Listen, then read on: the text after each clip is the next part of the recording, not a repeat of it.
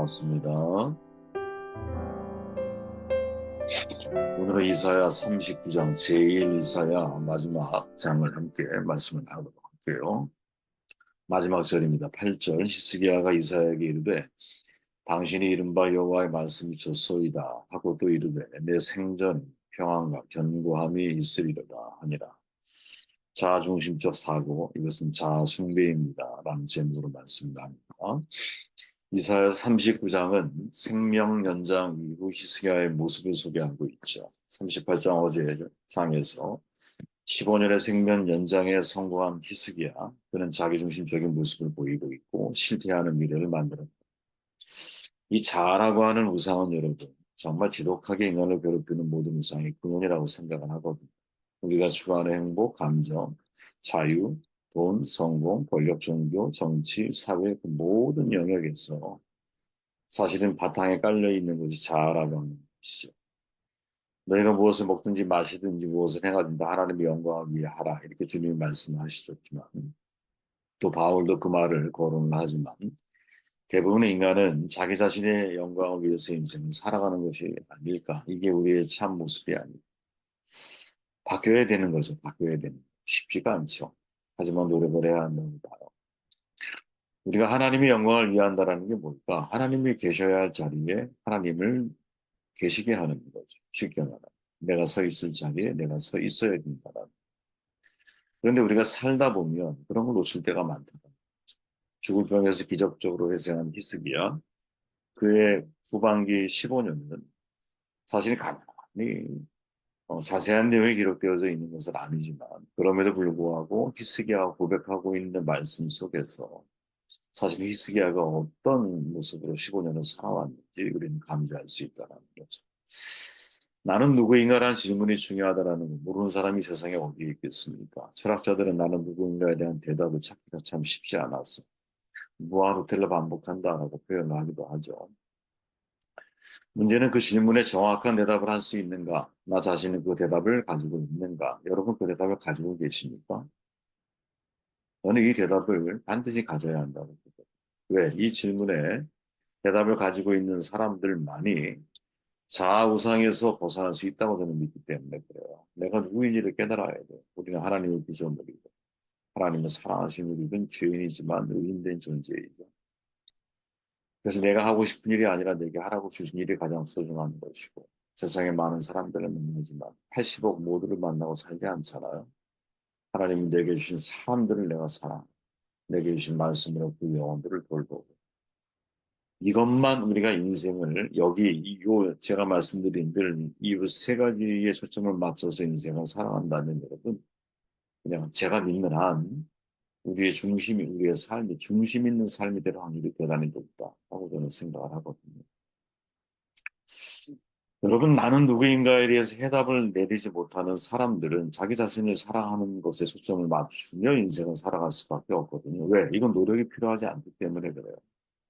여러분 사람은 가만히 두면 무질서를 향해 달려가는 존재예요. 인위적으로 노력하지 않으면 그게 엔트로피의 법칙이잖아요. 인위적으로 노력하지 않는 한 우리는 질서 있는 삶, 거룩한 삶, 하나님이 기뻐하는 삶을 살아갈 수가 없어요. 모든 공부는 몸 공부잖아요. 우리의 몸을 쳐서 하나님 말씀에 복종을 시켜야 되거든요. 가만히 두면 여러분 사람은 그냥 게으름으로 흘러가게 되어 있는 거예요. 내 이웃을 내 자신과 같이 사랑하라. 되게 어려운 말이죠. 왜? 나를 사랑하는 건 쉬워. 이웃을 사랑하는 것은 쉽지가 않아. 근데 주님의 요구는 야, 너 사랑하는 게 쉽잖아. 쉬운 것처럼 이웃도 사랑하는 게 쉬워져야 돼. 이렇게 말씀하는 거 아니겠어요? 이게 얼마나 어려운 일이에요. 그런데 문제는 이렇게 우리 자신을 통제하지 않는 한, 자, 숭배가 우리 곁에 있다라는 거죠. 폴 브라운백이라고 하는 사람이 자기 사랑은 성경적인가라는 책에서 말해요. 자아 사랑의 가장 큰 위협은 자아 사랑은 자아 숭배라는 데 있습니다. 저는 이 말을 꼭 씹어보면서 야, 이 말 참 진리에 가깝다 이런 생각을 하거든요. 이유가 뭘까? 비뚤어진 자아사랑이라는 것. 자아사랑 자체가 비뚤어져 있는 인간의 본성이기 때문에 자아사랑과 자아숭배로 흘러가기 마련이라. 이 브라운백에 의한 비뚤어진 자아사랑은 일반적으로 두 가지 방향성을 가지는 첫째는 상향적 성질, 둘째는 하향적 성질이에요. 상향적 성질이 뭐냐? 쉽게 말하면 나를 하나님보다 높이 높이 두려고 하는 방식이라는 자신을 과도하게 평가하는 거죠. 너희가 그것을 먹는 날에는 너희들이 밝아져 하나님과 같이 되어 선악을 알 줄 하나님이 아심이라. 사탄의 간교한 말이죠. 사탄은 정말 어떤 바늘구멍만한 빈틈만 있어도 그 빈틈을 파고 들어가는 사탄이 생각을 집어넣어. 하나님을 도발하죠. 하나님을 도발해. 그리고 하와를 도발해. 하나님을 도발한 건 욥 사건이고 인간을 도발한 건 하와 사건이죠. 하와 사건. 그 바늘구멍만한 그 틈으로 정말 하나님과 인간 사이의 관계성을 깨뜨리려고 하는 속성을 가지고 있어. 관계성을 파괴시키는 거죠.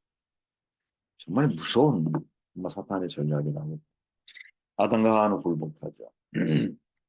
굴복한 이유가 뭐냐? 아주 본질을 건드린 거야. 인간이 가지고 있는 곧 상향적 성질을 건드린. 바울 사도가 내게 주신 은혜로 말미암아 너희 각 사람에게 말하니 마땅히 생각할 그 이상의 생각 품지 말아라. 마땅히 생각할 그 이상의 생각을 품으려고 하는 것, 이게 상향적 성질, 가지고 있는 방향성이거든요. 그래서 헬리나 오웬 신부도 사탄의 시험을 통틀어 뭐라 그래요? 상향성을 향한 충동을 자극한다 이렇게 표현하세요. 세상에 속한 인간의 상향성을 향한 충동을 갖고 있어요. 그죠? 그런 점에서 내가 성공지향적인 생각을 가지고 되게 점검을 많이 해볼 필요가 있는 내가 왜 성공하려고 하는지, 무엇 때문에 성공하려고 하는지, 그 이후에 무엇을 행하려고 하는지, 동기를 파악해야 돼요. 그죠? 성경에 성공이 없어요. 성실이 있지. 그렇다면 내가 사회적인 용어지만 우리가 무슨 일을 해도 여러분 잘하면 좋잖아요. 잘하는 걸 성공이라고 우리가 표현해 본다면 만약에 왜 내가 잘해야 하는지, 잘해서 무엇을 하려고 하는지 그 점검을 계속해 가야 한다라는 거죠. 두 번째 방향성이 뭐냐? 하향적 성질이라는 거예요. 범죄한 이후에 아담과 하와가 나타나는 표현이 뭐였어요? 내가 벗었으므로 두려워하여 숨었나이다. 이렇게 대답을 하죠. 이 브라운백이 말하는 하향적 성질의 핵심은 뭐냐면 아담과 하와가 벗었으므로 두려워하여 숨었나이다가 아니라 범죄하였으므로 두렵습니다라고 고백을 해야만 했다라는 무슨 말이냐? 하향적 성질의 핵심은 뭐냐면 부끄러움을 감추려고 하는 시도가 어떻게 내 감정을 넘어 현실적인 사실. 지금 하나님 말씀을 범함으로 인하여 죄인이 됐잖아. 어떻게 보면. 그러면 현실적인 사실은 벗어서 두려운 게 아니라 범죄했기 때문에 두려워야 한다. 그것을 고백할 수 있어야 되는데 이거를 덮고 있다는 거예요. 지금 인간이. 이게 비뚤어진 성질을 가지고. 그러니까 우리가 사실은 부끄러운 이유는 나의 죄 때문에 부끄러워야 되는 거죠. 그죠? 근데 벗었으므로 부끄럽다고 우리는 표현하는 자기의 죄에 대해서는 감추려고 하는 성향을 가지고 있다. 자, 그러면 히스기야에게는 어떤 생각이, 어떤 성질, 어떤 방향성이 나타나고 있느냐? 자, 위기를 넘어서 히스기야가 넘어져요. 바울의 표현을 그대로 빌리자면 히스기야는 마땅히 생각할 그 이상의 생각, 상향적 성질을 보여주고 있습니다. 자, 다시금 히스기야의 입장에서 상을 한번 이해해 보세요. 입장이 충분히 어제 우리가 나눴잖아. 이해가 돼. 왕이 오른 지 14년째. 그의 나이 37살. 뭐 38, 39 여러 가지 이야기가 있지만 그냥 37이면 어떻고 9이면 어때요? 어쨌든 어린 나이 아니에요. 지금 젊은 나이잖아. 히스기야가 어떤 느낌이었을까? 성경은 히스기야가 다윗을 보면 하나님 중심 신앙의 나라가 통치했다고 평가합니다. 그죠? 왕이 올라 14년 만에 죽게 된 거야. 그죠? 성경이 그것을 절대적으로 지지하는 것은 아니지만 여러분 고대 사고 방식에서 이른 죽음 요절이라고 그러잖아요. 하나님의 심판으로 사람들에게 받아들여졌어요. 하나님의 심판. 우리도 마찬가지잖아요. 젊은 날에 사람이 요절을 한다. 그러면 그렇지 너의 죄인가 세상의 죄인가 별의별 생각을 다 하죠. 심판적인 의미를 우리가 자꾸 이해를 하잖아. 그렇게 히스기야 안에서도 해석되지 않은 부분이 발생하는 거죠. 무슨 모습? 내가 이렇게 왕이 된 이후에 물론 그 전에 아버지가 섭정하는 시간이 있었지만 본인이 본격적인 왕이 된 이후에는 하나님이 원하시는 길을 가기 위해서 정말 자신을 노력했다고 생각했어요. 그런데 젊은 나이에 그냥 소리를 듣지 않고 죽으면 간단한데, 그죠? 이사야의 예언을 듣지 않고 죽으면 간단하죠. 수리병 걸려서 죽으면 그냥. 그런데 죽는다는 예언을 듣게 된 거야. 이제 히스기야는 머릿속에서 모순이 생기는 거죠. 어떤 모습? 내가 살아온 삶과 죽음이라고 하는 모습. 아마 히스기야의 마음을 살펴보면 섭섭했을 것 같아. 자기 안에 해석되지 않은 모순이 머리를 복잡하게 만들었을 거야. 인간은 여러분 인간 모순이 있다니까. 행위하고 관계 사상이라고 하는 이스라엘 유명한 사상이 있다. 지혜성이 나오는. 제가 전에 말씀드린 대로 인간은 여러분 내가 성실하게 살아오면 대가를 바란다. 누구나 가지고 있어요.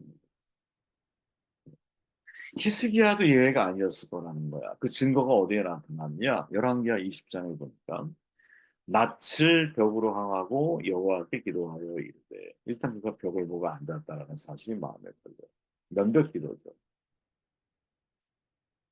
이 장면이 여러분 걸리는 두 가지 이유가 있어요. 첫째는 아수르가 여러분 침공했을 때 나라 전체가 빠져나갈 틈이 없었잖아. 그때 히스기야가 찾은 곳이 어딘지 알아요? 성전이에요.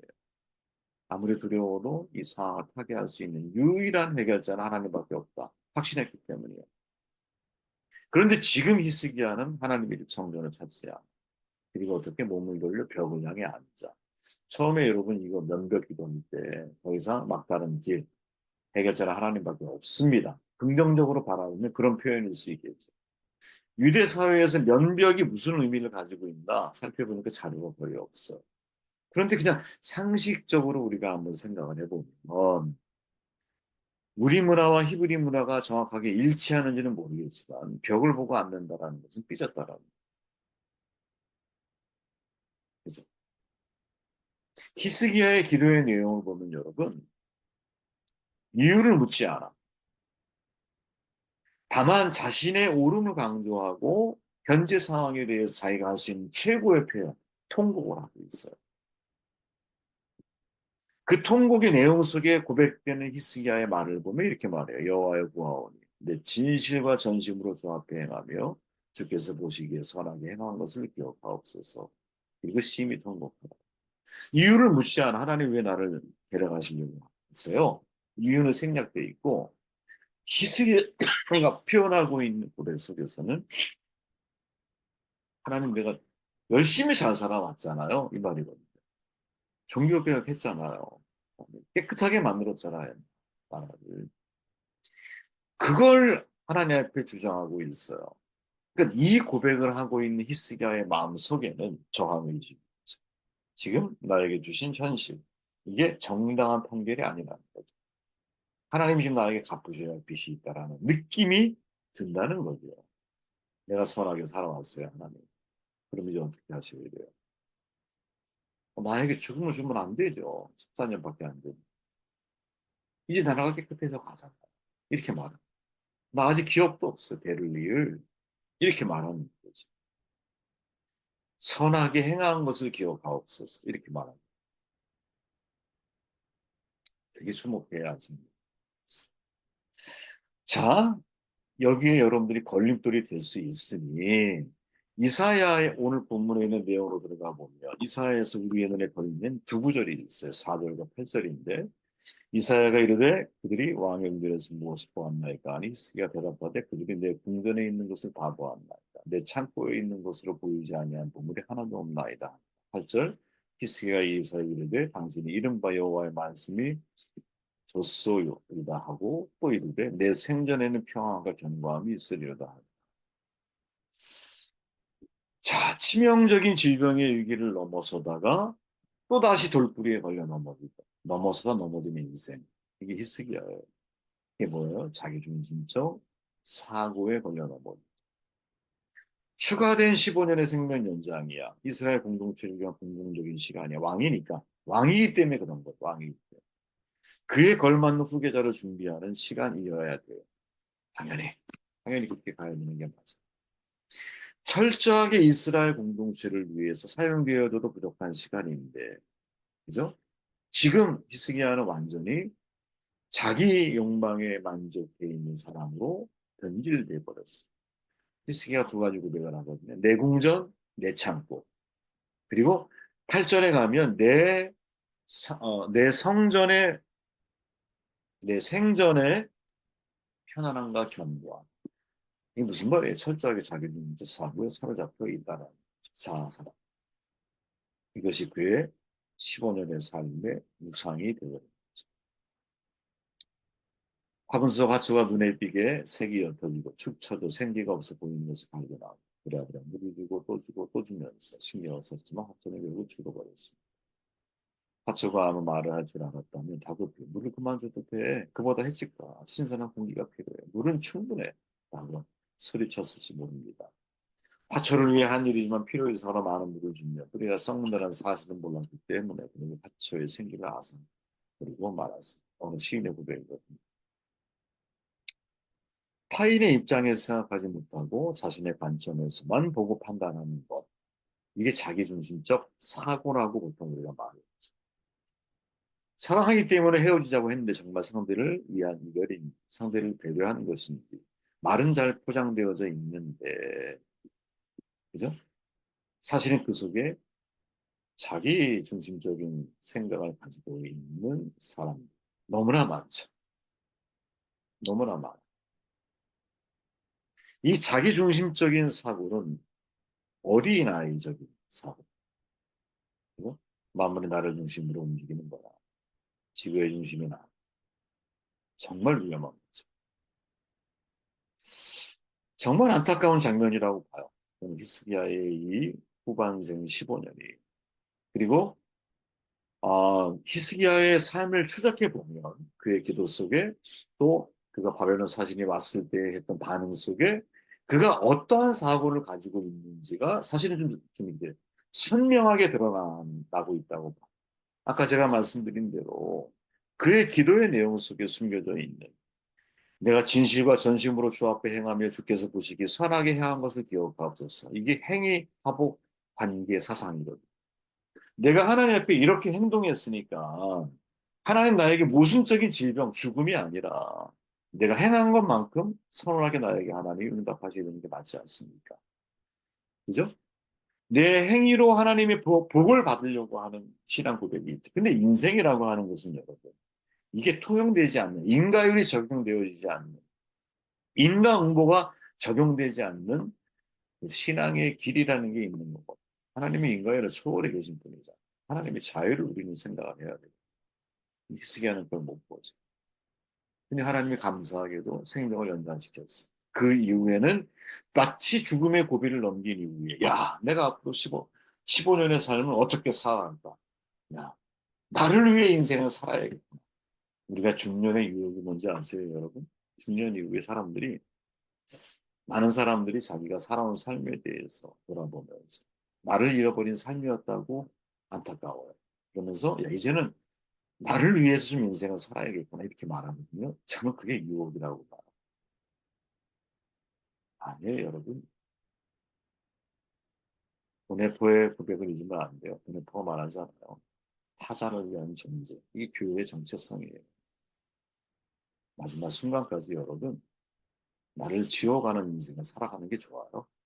지우개처럼 나는 자꾸 지워지고 다른 사람의 삶을 깨끗하게 만들어주는 그런 삶을 내가 살아가야 돼. 나를 찾는 나를 위한 삶? 이건 세상 사람들이 만나는 거고 우리는 그러면 안 된다는 거죠. 그게 그 속에 숨겨져 있는 자아를 사랑하는 결국 자아를 숭배하는 그런 자리에까지 우리를 뭐랄까 자연스럽게 그렇게 우리를 만들어갈 수 있다라는 거죠.